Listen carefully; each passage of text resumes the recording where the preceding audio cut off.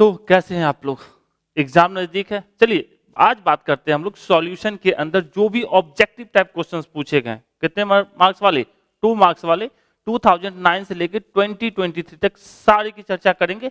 शुरू करते हैं। पहला क्वेश्चन हमारा है, what do you understand by abnormal molecular mass? Abnormal molecular मास क्या होता है? देखिए, जब किसी मॉलिक्यूल का डिसोसिएशन या एसोसिएशन होता है तो उसका मॉलिक्यूलर वेट चेंज हो जाता है, ठीक है। तो इसी को क्या कहा जाता है? उसका एबनॉर्मल मॉलिक्यूलर मास। तो कह सकते हैं सिंपल सा, the substance which dissociated in solution has molar mass less than normal molar मास, ठीक है। किसमें? जब आपका डिसोसिएशन होगा तो अपना क्या हो गया? लेस हो जाता है, okay. But that substance which associate into A solution has greater molecular mass. मतलब जिसमें क्या होता है भैया? एसोसिएशन होता है, मतलब जुड़ जाते हैं तो उनमें क्या होता है? मॉलिक्यूलर मास बढ़ जाता है then the normal molar mass. This kind of molecular mass is called abnormal molecular mass. मतलब सिंपल सा, डिसोसिएशन और एसोसिएशन के कारण उसके मॉलिक्यूलर मास चेंज हो जाता है, ठीक है। जैसे NaCl का बात करें, डिसोसिएशन के Na+Cl- में हो जाएगा तो इसका मॉलिक्यूलर मास क्या होगा? इसका कम हो जाएगा इसके रिस्पेक्ट में, ओके। तो इसी जो कम हो गया उसी को क्या कहते हैं? एबनॉर्मल मॉलिक्यूलर मास। हम उम्मीद करते हैं समझ में आया होगा। एबनॉर्मल मॉलिक्यूलर मास सिंपल सा, डिसोसिएशन एसोसिएशन के कारण मॉलिक्यूलर मास चेंज हो जाता है, इसी को क्या कहा जाता है? एबनॉर्मल मॉलिक्यूलर मास, ठीक है। कह रहा है what are isotonic solution? Isotonic solution किसे कहते हैं? वैसे दो सॉल्यूशन जिनके ऑस्मोटिक प्रेशर इक्वल होते हैं। क्या होते हैं? इक्वल। ऑस्मोटिक प्रेशर मतलब पाई की वैल्यू क्या होती है? इक्वल होती है। तो कह सकते हैं two solution having same osmotic pressure at a given temperature are called isotonic solution, ठीक। जैसे पाई से ऑस्मोटिक प्रेशर दिखाते हैं तो पाई इक्वल्स टू क्या होता है? CRT, ठीक है। तो मतलब पाई 1 बराबर पाई 2 आइसोटोनिक के लिए तो लिख सकते हैं C1RT is equals to C2RT। इस तो यहां से लिखा जा सकता है C1 equals to C2RT, RT करिए तो C1 इक्वल्स टू C2। तो ये C1 जो होता है यही इसको कहा जाता है मोलर कंसंट्रेशन। तो कह सकते हैं आइसोटोनिक सॉल्यूशन के लिए मोलर कंसंट्रेशन भी क्या होते हैं? सेम होते हैं। तो कह सकते हैं when isotonic solution are separated by चलिए यहाँ isotonic solution have the same molar concentration। और दूसरी तरीके से और यदि कुछ कहना चाहे तो ये कह सकते हैं when isotonic solution are separated by a semi permeable membrane there is no flow of solvent in either direction। solvent का फ्लो किसी भी डायरेक्शन में नहीं होता है यदि उसको किसे सेमी परमिएबल मेम्ब्रेन से सेपरेट किया जाए। उम्मीद है इतना आंसर काफी है आपके 2 मार्क्स के हिसाब से। नेक्स्ट क्वेश्चन हमारा 2023 और 16 में पूछा गया। क्या पूछा है? What is molar elevation constant? Molar elevation constant क्या होता है? How it is related to molarity of a solution, ठीक है। तो मोलर एलिवेशन कांस्टेंट क्या होता है? Is the elevation in boiling point, elevation in boiling point of a solvent when 1 mole of non volatile solute is dissolve per kilogram of solvent.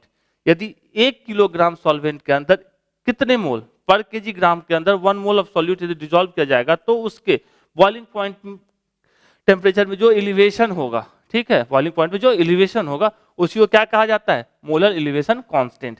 अब जो boiling point में elevation होता है उसको लिखते हैं del TV equals to TV minus TV not, जिसमें हमारा टीवी नॉट जो होता है बॉइलिंग पॉइंट होता है प्योर सॉल्वेंट का और टीवी क्या है? बॉइलिंग पॉइंट है सॉल्यूशन का, ठीक है। अब ये डायरेक्टली प्रोपोर्शनल किसके होता है? मोलरिटी के प्रोपोर्शनल होता है। अब प्रोपोर्शनल साइन हटाएंगे तो कांस्टेंट लगाएंगे। कांस्टेंट में क्या लगते हैं? केवी लगाते हैं। यही केवी हमारा क्या कहलाता है? Molar elevation constant. अब इस डिफिनीशन के हिसाब से बात करें, कितने मोल? 1 मोल। कितना ग्राम? 1 ग्राम। तो 1/1 तो केवी इक्वल्स टू ये हमारा क्या बन जाएगा? 1। तो केवी इक्वल्स टू किसके बराबर हो जाएगा? डेल टी वी के। तो एलिवेशन इन बॉइलिंग पॉइंट वो किसके बराबर होगा? केवी के। वही तो डिफिनीशन कह रहा है अपना। अब यदि हम बात करते हैं केवी के यूनिट की, केवी का यूनिट को क्या लिख सकते हैं? Del TV divided by M, del TV divided by M. Del TV का क्या जाएगा? केल्विन, और एम का क्या हो जाएगा यूनिट? मोल पर केजी, मोल पर केजी। तो इसको लिख सकते हैं केजी इतना ही तो लिखा है हमने, केल्विन केजी पर मोल। ठीक है, तो छोटा सा डेफिनेशन है, यदि आपको ये भी फॉर्मूला याद है तो इससे भी आप क्या बोलते हैं डेफिनेशन को लिख सकते हैं। उम्मीद है समझ में आया होगा।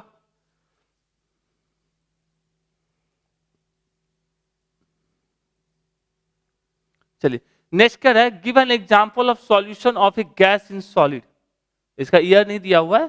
चलिए तो किसका कह रहा है, गैस इन सॉलिड का एक एग्जांपल देना है। तो सॉलिड, गैस इन सॉलिड का तो हाइड्रोजन और प्लेटिनम। प्लेटिनम क्या होता है सॉलिड, और हाइड्रोजन हमारा क्या होता है गैस। इन दोनों का जो सॉल्यूशन होगा उसी को गैस इन सॉलिड कहा जा सकता है। The solution having this solvent is solid state and solute is in gaseous state are called gas solid solution। ठीक है, अब इसमें प्लेटिनम विथ हाइड्रोजन का एक एग्जांपल है अपने पास। कह सकते हैं एसटीपी पे हाइड्रोजन क्या होता है प्लेटिनम के साथ, जब सॉल्यूट बनाया जाता है मतलब सॉल्यूशन बनाया जाता है तो hydrogen gas absorb on the platinum surface is an example किसका हो जाएगा, gas in solid solution. Gas in solid solute का एग्जांपल क्या हो जाएगा, हाइड्रोजन एंड प्लेटिनम। यही आपसे पूछा गया था। ठीक है, अब कौन से साल पूछा गया था शायद लिखना भूल गए। चलिए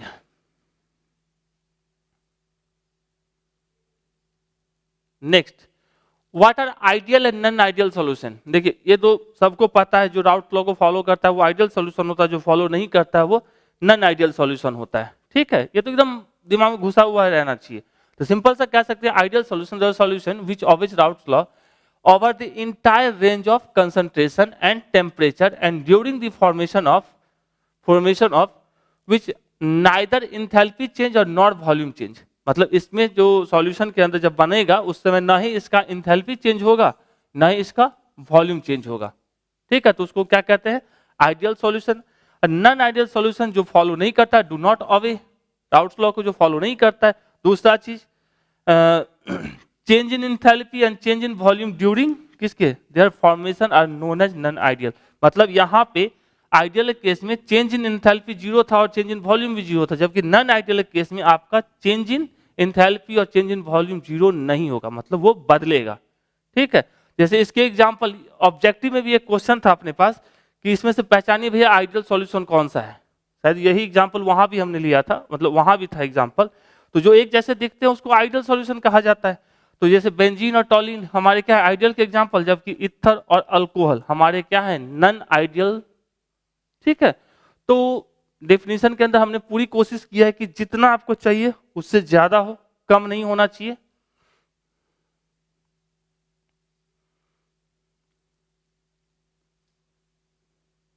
चलिए 4 ग्राम ऑफ कास्टिक सोडा जिसका मोलर मास देख के रखा है आपका 40 is dissolve in water and solution is made to 200 centimetre cube. Calculate the molarity of solution. Molarity निकालना है, तो मोलरिटी क्या होता है number of moles of solute divided by volume of solution. तो वॉल्यूम ऑफ सॉल्यूशन सिंपल सा n बराबर लिखेंगे तो कितना हो जाएगा 4 ग्राम डिवाइडेड बाय 40, मतलब 0 ये से कितना 0.1 मोल पर लीटर। ठीक है, अब वॉल्यूम की बात करें, वॉल्यूम कितना आपको दिया है 200 सेंटीमीटर क्यूब, यही दिया ना वॉल्यूम अपने पास। तो अब यहां वॉल्यूम सेंटीमीटर क्यूब में तो लिख नहीं सकते, हमको लिखना पड़ेगा किस में लीटर में। ये जो हमारा वॉल्यूम होता है वो किस में होता है लीटर में होता है। ठीक है, तो अपने को पता है 1 सेंटीमीटर क्यूब बराबर 1 ml। तो 200 सेंटीमीटर क्यूब बराबर कितना हो जाएगा 200 सेंटीमीटर क्यूब बराबर 200 ml।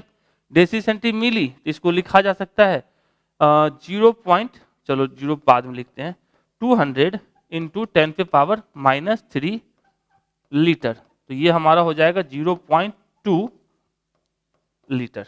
ठीक है, वॉल्यूम अपने को पता चल गया, ये वॉल्यूम हो गया, ये n की वैल्यू हो गई। तो m हम निकाल सकते हैं m equals to n/v। n की वैल्यू कितनी, n की वैल्यू 0.1 डिवाइडेड बाई 0.2 बराबर हो जाएगा 1/2, मतलब 0.5 होगा। 0.5 जैसे इसका यूनिट लिखते हैं तो क्या लिखेंगे मोल पर यूनिट, सॉरी मोल पर लीटर। ये इसका क्या हो जाएगा, m की वैल्यू हो जाएगी। कुछ नहीं करना था, अपने को वॉल्यूम चाहिए था, वॉल्यूम आपको सेंटीमीटर क्यूब में दिया, उसको लीटर में कन्वर्ट कर लिए। हमको चाहिए मोल्स की संख्या, तो मोल निकालने के लिए सिंपल सा आपको वेट दे के रखा है, मास दे के रखा है और मॉलिक्यूलर मास भी दे के रखा है 40, तो 4/40 0.1। अब वॉल्यूम दिया है 200 सेंटीमीटर क्यूब, उसको लीटर में बदलेंगे 0.2 लीटर होगा। अब NYV लगा दिए सिंपल सा, तो फॉर्मूला बन के आ गया 0.5 मोल पर लीटर। ठीक है, तो ये हमारा क्या हो गया इसका आंसर।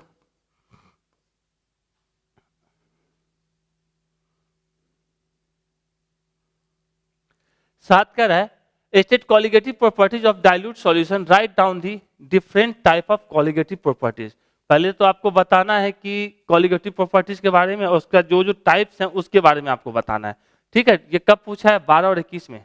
अच्छा है, तो क्या होता है, the properties of the solution that depends only on the total number of soluble particles, जैसे मॉलिक्यूल्स और ion, and not on nature और shape of the solute particle in solution are called colligative properties.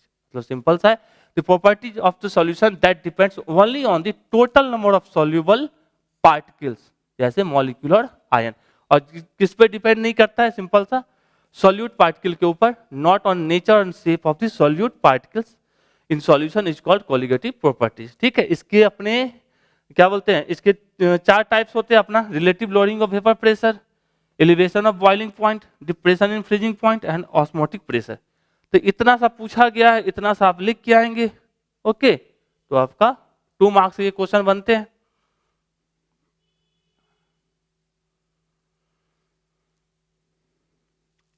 What do you mean by the elevation of boiling point? Elevation of boiling point, boiling point में बढ़ोतरी। ठीक है, तो क्या होता है, when a non-volatile solute is added to a solvent, the boiling point of solution increase। किसके comparison में, प्योर के कंपैरिजन में इंक्रीज कर जाता है, compare to pure solvent. The increase in boiling point of solution is called elevation in boiling point. मतलब किसी pure के अंदर की बॉइलिंग पॉइंट जो होगी, ठीक है, उसमें किसी सॉल्यूट को मिलाते हैं तो क्या होगा, हमारा किसी मेटेरियल को मिलाते हैं तो उसका बॉइलिंग पॉइंट बढ़ जाता है। ठीक है, इसी को क्या कहा जाता है, elevation in boiling point. Pure वाला कम पे होगा और जिसमें इंप्योरिटीज को मिलाए या कुछ मिलाए उसकी बॉइलिंग पॉइंट बढ़ जाएगी, तो इसी को एलिवेशन इन बॉइलिंग पॉइंट कहते हैं। जैसे एग्जांपल के, when you add salt to water and bring it to a boil. अब साल्ट को वाटर में मिलाए और उसको बॉइल करना शुरू करेंगे, the boiling point of the salt water is higher than the boiling point of pure water। Pure water के रिस्पेक्ट में साल्ट वाटर का बॉइलिंग पॉइंट ज्यादा होगा। अब क्यों होता है ये ज्यादा, ठीक है, देखिए जब ये प्योर था तो इसका जो सरफेस था, ठीक है, सिर्फ इसी सब से भरा हुआ था, जो हमारे जैसे वाटर का है, वाटर के मॉलिक्यूल से भरा हुआ था सरफेस से फटाफट फटाफट निकल जा रहा था। लेकिन जो ही अदर मटेरियल आप डालोगे तो क्या होगा, जैसे हमने क्या डाला, साल्ट को डाला, तो साल्ट के भी मॉलिक्यूल्स होंगे सरफेस के ऊपर और वाटर के भी होंगे, तो कुछ एरिया साल्ट का क्या कर लेगा, घेर लेगा। ओके, और कुछ आपका वाटर का रहेगा, जिसके कारण क्या होगा, कम वेपर वाटर के निकल पाएंगे बाहर, जिसके वजह से उसका क्या हो जाता है एलिवेशन, मतलब उसके और टेम्परेचर को बढ़ाना पड़ता है, जिसके कारण वो एटमॉस्फेरिक टेम्परेचर के बराबर हो सके उसका वेपर प्रेशर। ठीक है, तभी ना boiling point of elevation simple से कह सकते हैं, इसी वजह से हमारा एलिवेशन इन बॉइलिंग पॉइंट होता है। इतना है एलिवेशन इन बॉइलिंग पॉइंट का। अपना बात करें तो फॉर्मूला हमारा होता है 1000 kV into W M into W, ये वेट है, मोलरिटी है, kV कांस्टेंट 1000। तो ये याद रखिए फॉर्मूला, आगे जाके एक न्यूमेरिकल भी इसके ऊपर आएगा अपना। क्या है defined osmotic pressure. Osmotic pressure क्या होता है, osmotic pressure can be defined as the minimum pressure that must be applied to a solution to halt the flow of solvent। मतलब इतना प्रेशर लगाइए सॉल्यूशन के ऊपर कि जो हमारे सॉल्वेंट है उसके फ्लो को रोक दे। जैसे यदि मान लो कुछ मिला हुआ मिक्सचर है, उसमें वाटर के साथ कुछ मिला हुआ है, तो वाटर इस पार से सेमी परमेबल मेम्ब्रेन को इस पार से उस पार जा रहा है। अब ऐसा प्रेशर लगा दो जिससे वो जाना बंद कर दे, कौन, water molecule semi permeable membrane को पास करना बंद कर दे, तो उसी को क्या कहा जाता है, सेमी परमेबल मेम्ब्रेन, उसी को क्या कहा जाता है, ऑस्मोटिक प्रेशर। जो मिनिमम प्रेशर होता है इसको पाई से डिनोट करते हैं, पहले भी इसका बात किए थे पाई की, पाई इक्वल्स टू CRT, ठीक है, जिसमें C क्या होता है molar concentration, R universal gas constant और T क्या होता है एब्सोल्यूट टेम्परेचर। ठीक है, तो एकदम सिंपल सा चीज है, वो मिनिमम प्रेशर जिसके कारण सॉल्यूट जो हमारे सॉल्वेंट जो पार्टिकल्स होते हैं उनका मूवमेंट बंद हो जाए, ठीक है, through semi permeable membrane is called osmotic pressure.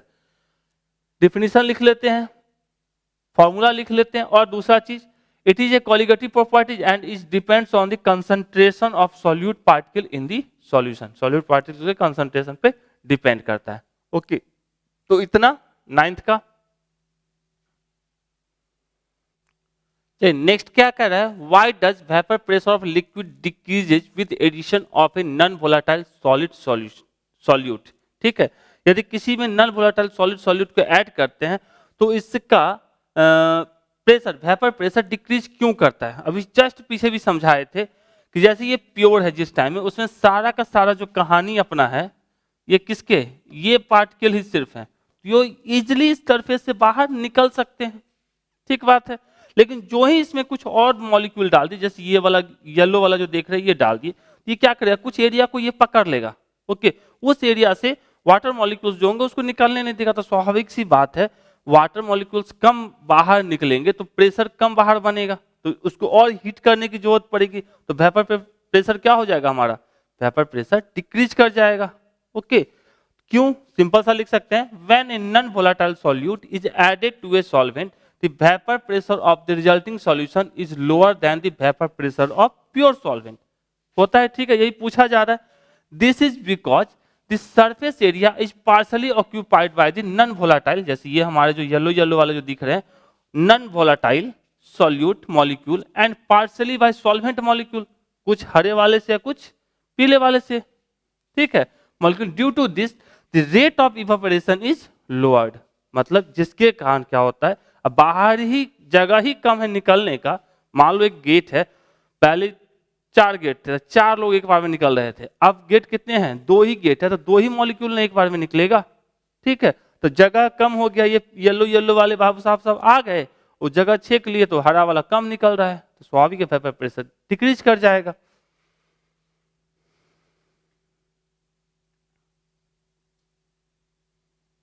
चलिए नेक्स्ट क्या रहा है, एक्सप्लेन द फॉलोइंग, ठीक है, addition of a solute lower the vapour pressure of the solvent. अभी सॉल्यूट, अभी जस्ट इसी से पहले भी यही सेम क्वेश्चन था, किसी सॉल्यूट को यदि हम किसमें सॉल्वेंट में डालते हैं तो उसका वेपर प्रेशर डिक्रीज कर जाता है, सेम कहानी। On adding the solute in the solvent the vapour pressure of the solution decrease because the solute cover the surface of the solvent. अभी जस्ट इससे ज्यादा लिखे थे वहां पे। दूसरा कह रहा है addition of solute increases the boiling point of solvent.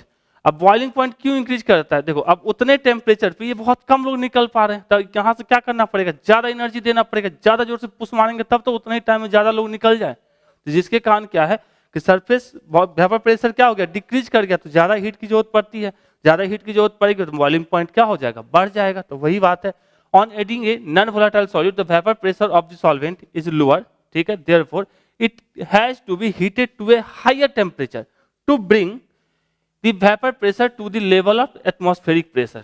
अब वेपर प्रेशर किसके बराबर आपको होना चाहिए, किसके बराबर करोगे आप, आपको atmospheric pressure. So boiling point increases and adding the solute in the solvent. Solvent के अंदर सॉल्यूट को ऐड करने से वेपर प्रेशर क्या होता है, डिक्रीज करता है और बॉइलिंग पॉइंट बढ़ जाता है।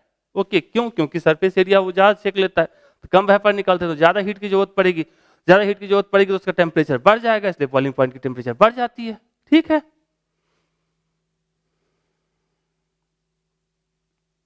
चलिए क्या रहा, when 10 gram of non volatile solute is dissolve in 100 gram of benzene its boiling point rise by 1 degree, what is the molecular mass of solute. यहाँ केवी की वैल्यू आपको इतना दे के रखा है, ये फॉर्मूला इससे पहले भी आया था, सेम फॉर्मूले को यूज करेंगे। अब इसमें से हमको क्या निकालना है भैया, मॉलिक्यूलर मास, मतलब m की वैल्यू निकालनी है, तो m बराबर यहां से क्या लिख सकते हैं, m बराबर हम यहां से लिख सकते हैं 1000 into kb into weight divided by del TV into W, ये छोटा w बड़ा w, तो 1000 का 1000 इंटू केवी की वैल्यू कितनी दी गई है 2.53 इंटू स्मॉल डब्ल्यू की वैल्यू दी गई है 10 ग्राम, डेल टीवी की वैल्यू दी गई है 1 और कैपिटल डब्ल्यू की वैल्यू दी गई है 100। ठीक है, तो ये से ये कट गया, कितना बचा 2.53 इंटू 100, मतलब कितना हो गया 253 होगा ग्राम पर मोल।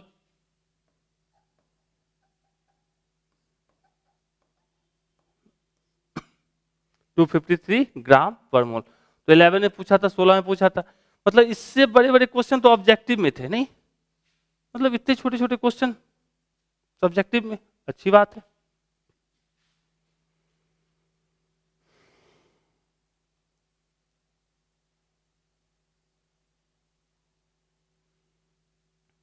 चलिए नेक्स्ट क्या है, defined van't Hoff factor. Van't Hoff factor क्या होता है, सिंपल सा है, it is the ratio of normal molecular mass by absorbed molecular mass या absorbed colligative property by normal colligative properties. ठीक है, जिसको आई से हम लोग दिखाते हैं, तो कह सकते हैं it is the ratio of normal molecular mass to absorb molecular mass या रेशियो ऑफ एब्जॉर्ब या experimental colligative properties to normal या कैलकुलेटेड कॉलिगेटिव प्रॉपर्टीज। आई से दिखाते हैं सिंपल सा, यदि आप वांट ऑफ फैक्टर के टर्म में लिखते हैं एलिवेशन इन बॉइलिंग पॉइंट को तो लिख सकते हैं आई के बी एम, यदि डिप्रेशन इन फ्रीजिंग पॉइंट को लिखते हैं आई के एफ एम, और ऑस्मोटिक प्रेशर को लिखते हैं I C R T. C R T इससे पहले भी यूज किया है ऑस्मोटिक प्रेशर के लिए, तो आई सी आर टी के बी एम भी इससे पहले यूज कर चुके हैं हम लोग। तो इतना आप लिख के आते हो, चलो दोनों में से किसी एक को भी लिखोगे तो काम चल जाएगा, ओके, ज्यादा की जरूरत नहीं है। तो आपके 2 मार्क्स तो बनते हैं।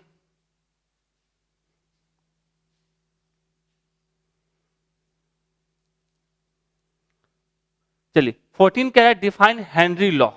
ठीक है, हेनरी लॉ ये कहता है कि प्रेशर के ऊपर डिपेंड करता है किसी गैस का किसी लिक्विड में डिसॉल्व होना।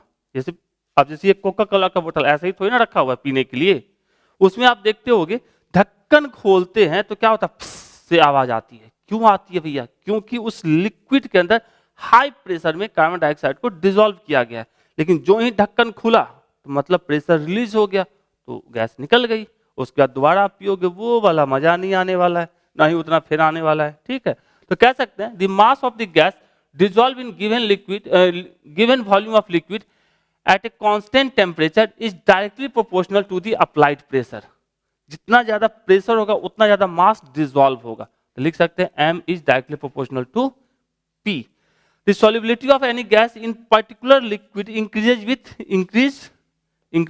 इन प्रेशर। यदि प्रेशर को बढ़ा दोगे तो आपका क्या होगा, उसकी सॉल्युबिलिटी इंक्रीज कर जाएगी गैस की किसी लिक्विड के अंदर। अब इसको मोल फ्रैक्शन के टर्म में बोलते हैं, तो partial pressure of gas is directly proportional होता है मोल फ्रैक्शन। ठीक है, और यहाँ मोल प्रोपोर्शनल साइन हटाएंगे तो कुछ कांस्टेंट लगाएंगे, और ये जो KH होता है इसको क्या कहते हैं, कांस्टेंट हमारा होता है, ये किसके बराबर होता है, partial pressure of gas by mole fraction of the gas in solution. या इसको कह सकते हैं हेनरी कांस्टेंट कह सकते हैं, सिंपल सा KH को क्या कह सकते हैं, हेनरी कांस्टेंट। हेनरी का लो है तो हेनरी कांस्टेंट ही चलेगा ना, तो इतना।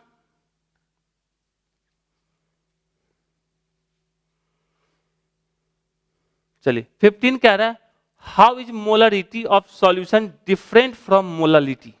मोलरिटी और मोलरिटी में डिफरेंस सिंपल सा है, तो सिंपल सा मोलरिटी क्या होता है, moles of solute bye volume of solution in litre, जबकि मोलरिटी क्या होता है, moles of solute by mass of solvent in kilogram. ठीक है, इसी को यहां लिखा गया, molarity of a solution is equals two moles of solute divided by volume of solution, और इसमें moles of solute divided by mass of solvent लिख सकते हैं। अब इसके यूनिट की बात करें तो मोल पर लीटर, और इसके यूनिट की बात करें तो मोल पर केजी। ये मोलरिटी जो होता है वो डिपेंड्स ऑन टेम्परेचर, ध्यान में रखोगे टेम्परेचर पे डिपेंड करता है, जबकि ये डिपेंड नहीं करता है, does not depends upon temperature. तो 3 डिफरेंस हो गया ना, एक फॉर्मूला 4 हो गया ना, एक डिफिनीशन, एक फॉर्मूला, एक यूनिट, एक टेम्परेचर के रिस्पेक्ट में उसका डिफरेंस। ठीक है, एक डिपेंड करता है एक नहीं करता है, दोनों का यूनिट अलग अलग है। तो 2 marks.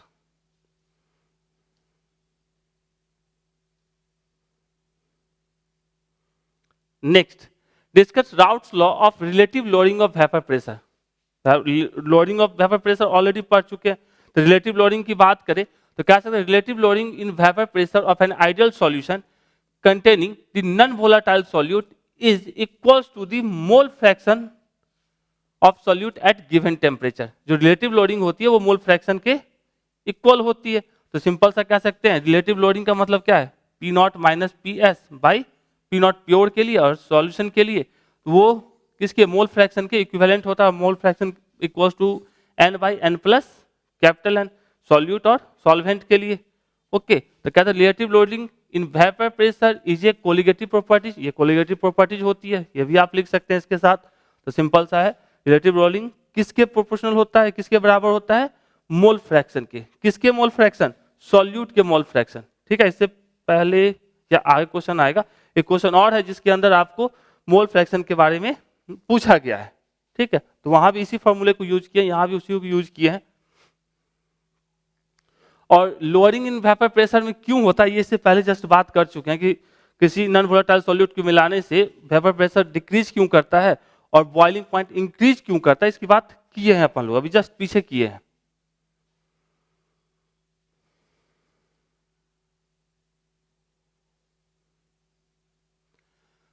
The osmotic pressure of sugar solution is 2.46 atom at 27 degree centigrade. Calculate the concentration of the solution। आपको कंसंट्रेशन पूछ रहा है, ऑस्मोटिक प्रेशर आपको दे के रखा है, मतलब पाई इक्वल्स टू आपको दे के रखा है 2.46 और टेम्परेचर आपको दे के रखा है 27 डिग्री सेंटीग्रेड, मतलब 273 प्लस 27 मतलब हो गया 003, 7 3 10 7 2 9 1 10 300 केल्विन।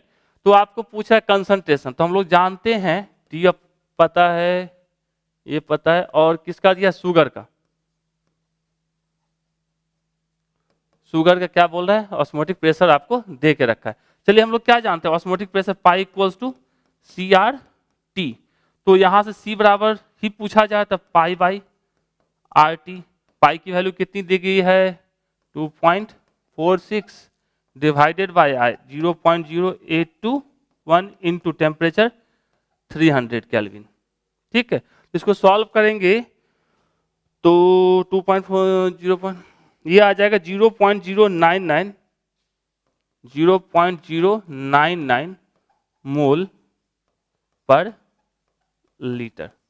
ठीक है, 0.099 मोल पर लीटर। यदि इसको आप और लिखना चाहे तो ऐसे भी लिख सकते, इक्विवेलेंट टू 0.1 मोल पर लीटर। ठीक है, तो आसान सा क्वेश्चन था, सीआरटी लगा के। इससे पहले भी एक क्वेश्चन के अंदर शायद ऐसा ही कुछ बनाए थे अपन लोग। तो सिंपल सा पाई इक्वल्स टू सीआरटी, पाई की वैल्यू दे के रखा है, आर की वैल्यू आपको पता है, टी की वैल्यू दे के रखा है, सी की वैल्यू निकाल लेना है। ठीक है,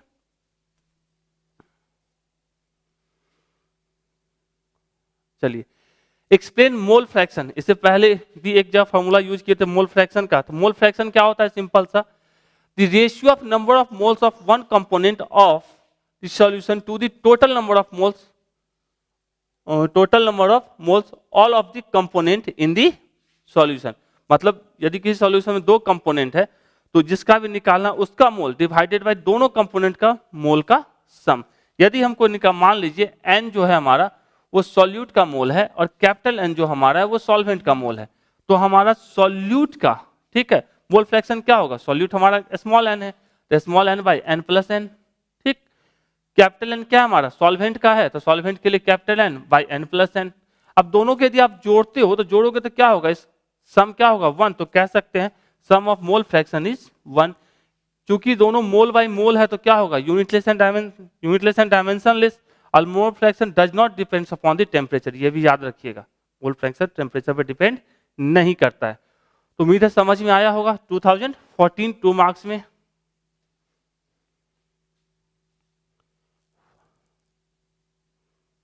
चलिए नेक्स्ट है एक्सप्लेन राउट्स लॉ। ठीक है, राउट्स लॉ क्या कहता है, at constant temperature the vapour pressure of a solution containing non volatile solute is directly proportional किसके होता है, मोल फ्रैक्शन के। इससे जस्ट पहले ही बात की है इसकी। तो कह सकते हैं P A is directly proportional to mole fraction of A. और इसको दूसरे टर्म में लिखा जाता है P of solution equals to P solvent into P क्या होता है हमारा पार्शियल प्रेशर या वेपर प्रेशर कह सकते हैं, partial vapour pressure of solute P A. और x हमारा क्या होता है सॉल्वेंट का मोल फ्रैक्शन, तो मोल फ्रैक्शन और p सॉल्वेंट है तो vapour pressure of the pure solvent. अब a हमारा सॉल्यूट है या सॉल्वेंट है जो भी है, तो वेपर प्रेशर क्या होता है proportional to mole fraction of the solvent, तो a हमारा क्या होगा इसका सॉल्वेंट होगा। तो सिंपल सा चीज है। ब्राउट लॉ क्या कहता है constant temperature the vapour pressure of a solution containing non-volatile solute is directly proportional to the mole fraction of the solvent। ठीक है, इतनी सी कहानी है। 2 लाइन और लिख दीजिएगा, तीनों लाइन को डिफाइन कर दीजिएगा, जो तीनों टर्म यूज कर रहे हैं वो क्या है। ओके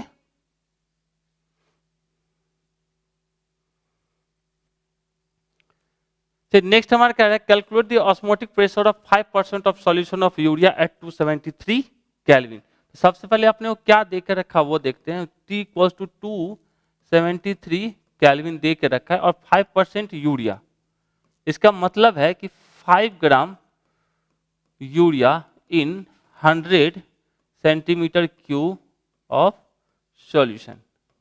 ठीक है, 100 सेंटीमीटर क्यूब सॉल्यूशन के अंदर आपका इतना है।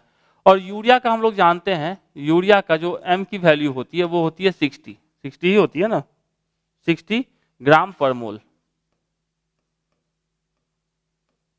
ओके तो अपने से पूछा जा रहा है बताइए कि भाई पाई की वैल्यू क्या होगी, ऑस्मोटिक प्रेशर की वैल्यू क्या होगी। पाई बराबर जस्ट जानते हैं, पाई बराबर क्या होता है CRT, तो पाई बराबर CRT, C बराबर क्या हो जाएगा moles per unit volume into R into T।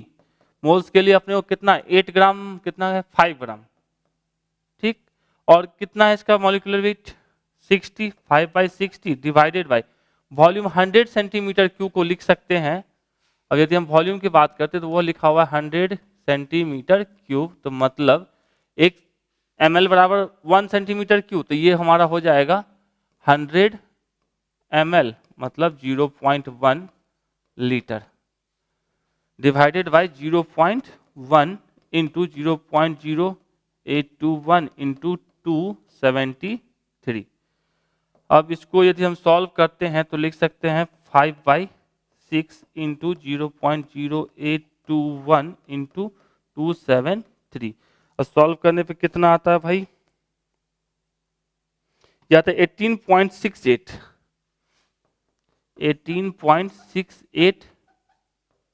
ATM। ठीक है, तो ये आपका क्या हो जाएगा answer osmotic pressure pi equals to. तो ये भी आसानी था, सिंपल सा, वो परसेंटेज के टर्म में दिया हुआ था। यूरिया का आपको पता है एटॉमिक मास नंबर तो आप 60 होता है उसको यूज कर लिए, 5% का मतलब होता है 5 ग्राम इन 100 सेंटीमीटर क्यूब। ये सब छोटी छोटी बातों को और सेंटीमीटर क्यूब को लीटर में बदलने आता है तो सब कुछ लिखिए, आंसर आ जाएगा। ठीक है,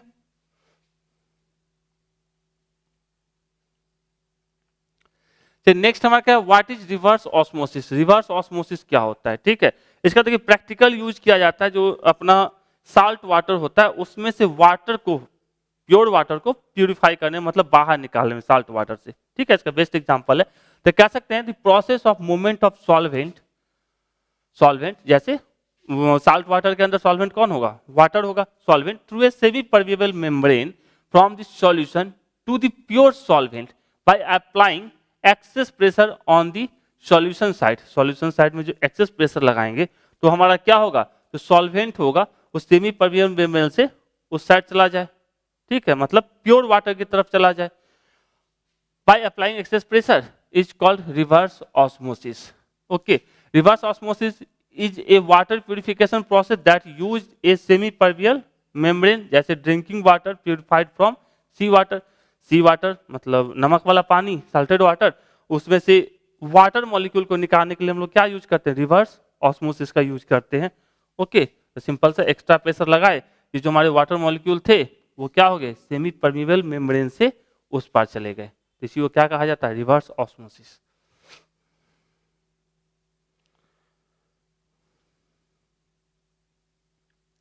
next, defined osmotic pressure, why does osmotic pressure become abnormal. Osmotic pressure abnormal क्यों होता है और ऑस्मोटिक प्रेशर क्या होता है। तो क्या होता है, osmotic pressure can be defined as the minimum pressure. Already osmotic pressure इससे पहले भी है तो उसकी कोई बात नहीं करनी है।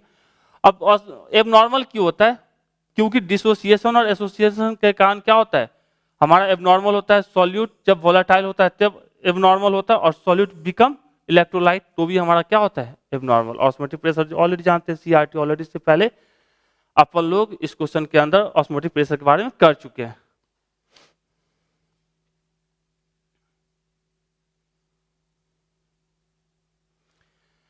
Thanks for watching. तो इतने क्वेश्चंस आपके अभी तक पूछे गए हैं 2009 से लेके 2023 तक में, तो उम्मीद है समझ में आया होगा। तो लाइक और कमेंट करके बताइए कि कैसा लगा। Thanks for watching. फिर मिलते हैं इसके 5 मार्क्स के क्वेश्चन में।